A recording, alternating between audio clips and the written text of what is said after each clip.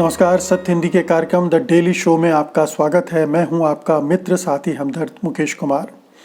दोस्तों, आप सत्य हिंदी को देख रहे हैं, पसंद कर रहे हैं, ये हमारे लिए बहुत खुशी की बात है।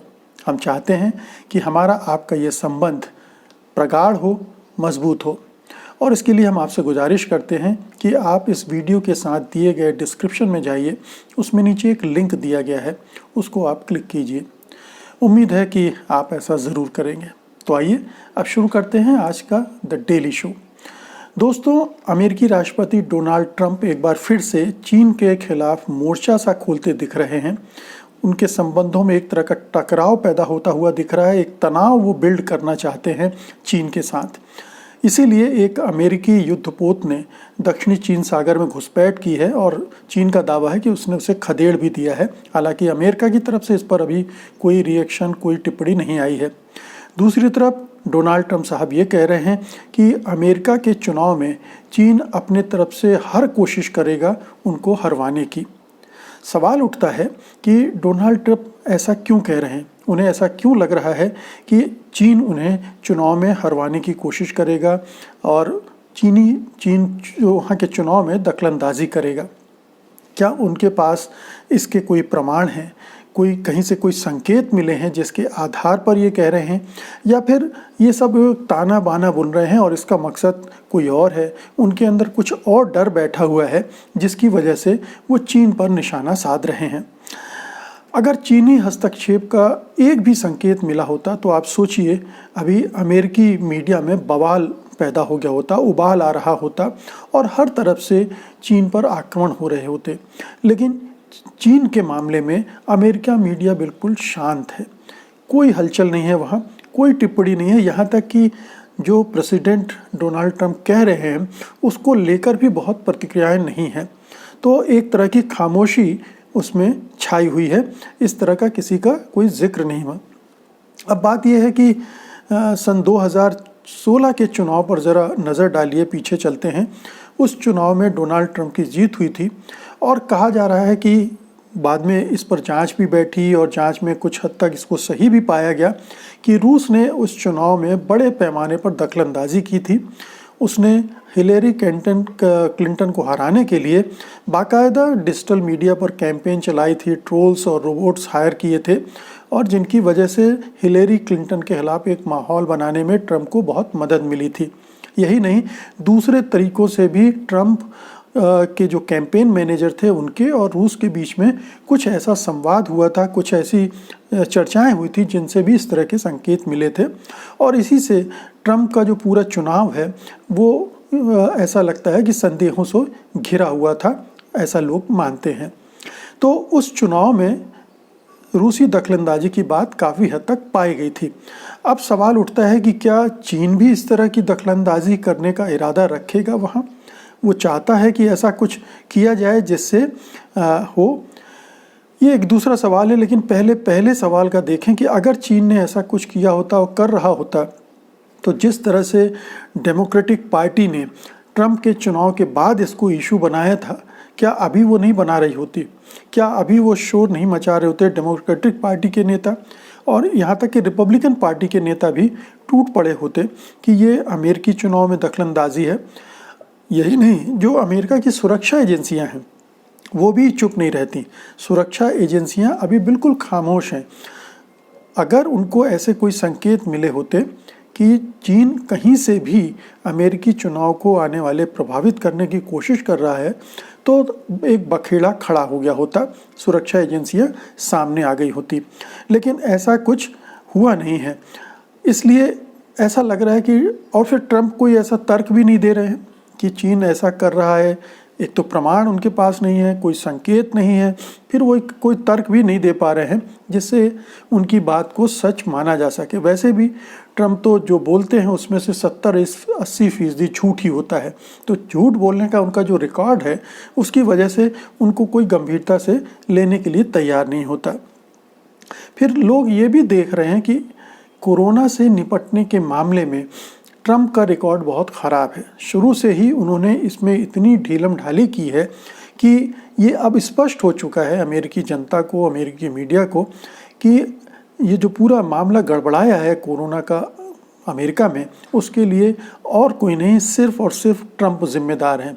वो पहले स्वीकार नहीं कर रहे थे, फिर बाद में बोल रहे थे ये एक जनरल फ्लू है, और फिर बड़ी देर बाद जाके स्वीकार किया तो लॉकडाउन के लिए तैयार नहीं थे। फिर तमाम तरह की चीज़ें उन्होंने ऐसी की हैं जिनकी वजह से एक ऐसे संकट के समय जिस तरह की लीडरशिप की ज़रूरत पड़ती है वो कहीं दिखाई नहीं दी अमेरिकी आवाम को भी और मीडिया को भी। इसलिए बहुत ज़्यादा उनका क्रिटिसिज्म हो रहा है, लगातार उनकी आलोचना हो रही है, और जाहिर है कि इस आलोचना से वो हड़बड़ाए हुए हैं, घबराए हुए हैं कि कहीं ये कोरोना संकट उनकी हार का वजह न बन जाए, कहीं कोरोना संकट की वजह से ही उन्हें हार का मुंह न देखना पड़े, क्योंकि कोरोना संकट की वजह से अर्थव्यवस्था का संकट भी विकराल हो गया है। बड़े पैमाने पर लोग बेरोज़गार हो गए हैं और जो जीडीपी है अब वो माइनस में चली गई है फर्स्ट क्वार्टर में। तो ये सब चीज़ें ऐसी हैं जो ट्रंप के खिलाफ जा रही हैं। ट्रंप की जो रेटिंग है पिछले कुछ समय में बहुत नीचे आ गई। पहले कोरोना संकट के पहले वो ठीक ठाक रेटिंग के साथ आगे थे, लेकिन अब जो उनके प्रतिद्वंद्वी हैं डेमोक्रेटिक पार्टी के उम्मीदवार, जिनकी उम्मीदवारी लगभग तय है, बाइडन साहब, उनके मुकाबले वो 6% पीछे चल रहे हैं। तो ये एक तो पैमाना ये। दूसरा, ट्रंप साहब ने इस तरह से अनाप शनाप बयान दिए हैं और इस तरह की ट्रीटमेंट बताए हैं जो बहुत हास्यास्पद थे और उनकी बड़ी खिल्ली उड़ी है। पहले जिस तरह से वो क्लोरोक्विन को लेकर अभियान चलाते रहे, वो भी बहुत उसका क्रिटिसिज्म हुआ। फिर उसके बाद उन्होंने हाल में कहा कि कोरोना के रोगियों को पेस्टिसाइड्स, कीटनाशकों के इंजेक्शन दिए जाने चाहिए, उससे वायरस मर जाएंगे। फिर अल्ट्रावायलेट किरणों के इस्तेमाल की बात की। तो ये सारा इतना अवैज्ञानिक और हास्यास्पद था और मेडिकल एक्सपर्ट्स की राय के खिलाफ था कि उनकी बहुत भद्द पिटी है। उनकी सारी क्रेडिबिलिटी ध्वस्त हो चुकी है, अगर थोड़ी बहुत थी भी थी। और वो जो अपना ज्ञान बघाड़ने की उनकी जो ललक रही है उसने भी उनका बेड़ा गर्क किया है। तो जब इतना सब माहौल बिगड़ा तो ट्रंप ने कुछ ऐसी चीज़ें तलाशने का अभियान शुरू किया जिनसे लोगों का ध्यान बांटा जा सके और ये बताया जा सके कि जो अमेरिका के हालात बिगड़े हैं उसके लिए वो नहीं, कोई और जिम्मेदार है। जैसे पहले उन्होंने WHO को टारगेट किया, WHO के बारे में ये कहा कि उसने सही समय पर उसको वार्निंग नहीं दी, सही समय पर सही जानकारी नहीं दी, और WHO की फंडिंग भी उन्होंने बंद कर दी। लेकिन वो बहुत असर किया नहीं, वो बल्कि निगेटिव ही गया, क्योंकि WHO ने ठीक ठाक काम कर रहा है और उसके किसी भी काम से ऐसा नहीं लगा कि उसने कुछ गड़बड़ की है। तो एक तो वहाँ पर उनका बात बनी नहीं। अब वो चीन पर आ गए हैं। अभी नहीं आए हैं चीन पर, चीन पर पहले भी आए थे जब उन्होंने कोरोना वायरस को चाइनीज़ वायरस का नाम दिया था और इस पर हंगामा मचा था, और चीन ने फिर जब काउंटर अटैक किया था तो उसके बाद वो पीछे हट गए थे। तो शुरू से वो कोशिश कर रहे थे कि चीनी वायरस का नाम देके अमेरिकी जो नेशनलिज्म है, राष्ट्रवाद है, ख़ासतौर से गोरों में जो है, उसको उभारा जाए ताकि उस राष्ट्रवाद की पर सवार होकर वो अपने चुनाव की वैतरणी पार कर लें। लेकिन जब वो पीछे हट गए उस समय उन्हें लगा कि इतने से काम हो जाएगा, तो वो पीछे हट गए। लेकिन उसके बाद फिर वो वापस अब उसी एजेंडे पर आ गए हैं।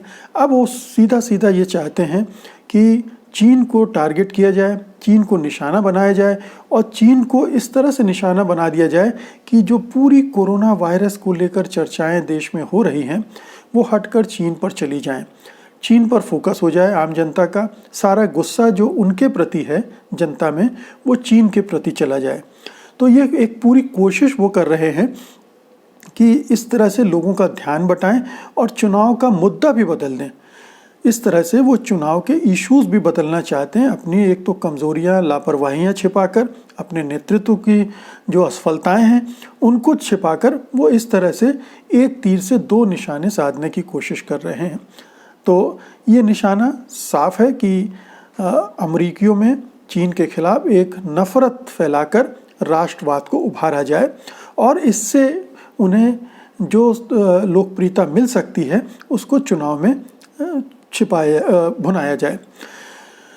अब ये है कि चीन इसको किस तरह से हैंडल करेगा। चीन ने पहले भी दिखा दिया है कि वो बहुत कायदे से ऑफेंसिव को उससे निपट सकता है। जब पहली बार चाइनीज़ वायरस का नाम लिया था और ये कहा गया था अमेरिका की तरफ से कि ये वायरस चीन बना रहा था और वहाँ से उसकी लेबोरेटरी से ये निकल भागा, तो उसके बाद चीन ने जो काउंटर अटैक किया उससे अमेरिका घबरा गया और उसने उसको अपने जो अभियान है उसको वहीं छोड़ दिया था। तो वो चल नहीं पाया क्योंकि वो सिद्ध नहीं हो पाया। दुनिया भर के जो साइंटिस्ट हैं उन्होंने भी अध्ययन करके बता दिया कि ये संभव नहीं है, तो वो चीज़ वहीं पर खारिज हो गई।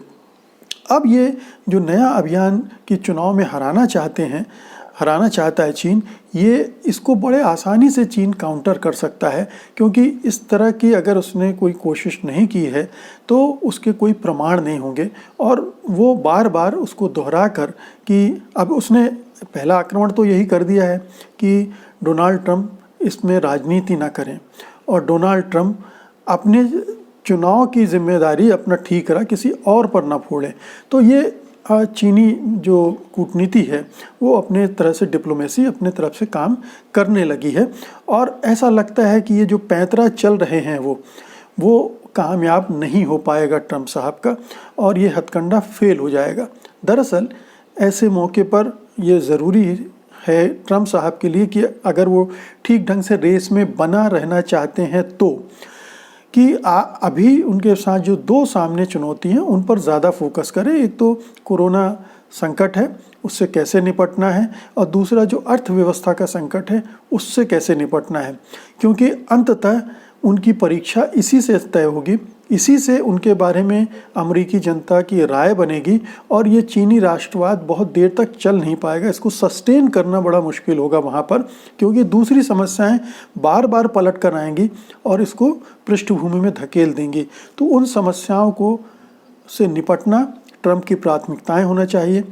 तो ट्रंप जो अनाप शनाप बोलते रहते हैं, अगर उस पर थोड़ा सा लगाम लगा लें और इन पे फोकस करें तो शायद उनको कुछ फ़ायदा हो सकता है। लेकिन ये मुश्किल ये है कि ट्रंप साहब का जो चरित्र है और जो व्यक्तित्व है और जो राजनीति करने का तरीका है उसमें गंभीरता नाम की कोई चीज़ नहीं है, समझदारी नाम की कोई चीज़ नहीं है। जो वहाँ के मनोचिकित्सक कहते हैं कि इनके दिमाग में ही कोई गड़बड़ी है, ये साइकोपैथ हैं, मनोरोगी हैं, उसमें कोई संदेह नहीं है अब लोगों को। और निश्चित रूप से इस वजह से वो बार बार ऐसी हरकतें कर बैठते हैं जो सिद्ध करता है कि वो अमेरिकी राष्ट्रपति होने के योग्य नहीं थे। और अगर अब वो दोबारा चुनाव में उतरते हैं और इन सारी कोरोना संकट की असफलताओं के साथ उतरते हैं तो उनके लिए चुनाव जीतना लगभग असंभव हो जाएगा। तो ये समस्या है। चीन के खिलाफ जो मोर्चा खोल रहे हैं ट्रंप साहब, उसकी असलियत यही है कि इसमें कुछ भी असलियत नहीं है। मित्रों, ये थी आज की चर्चा और उम्मीद है कि आपको ये पसंद आई होगी। अगर पसंद आए तो इसे लाइक कीजिएगा, शेयर कीजिएगा और इस चैनल को सब्सक्राइब भी कीजिएगा। कल आपसे फिर मुलाकात होगी, तब तक के लिए नमस्कार। सत्य हिंदी के और वीडियोस को देखने के लिए हमारे YouTube चैनल को सब्सक्राइब करें और सीधे नोटिफिकेशन पाने के लिए बेल आइकन दबाएं।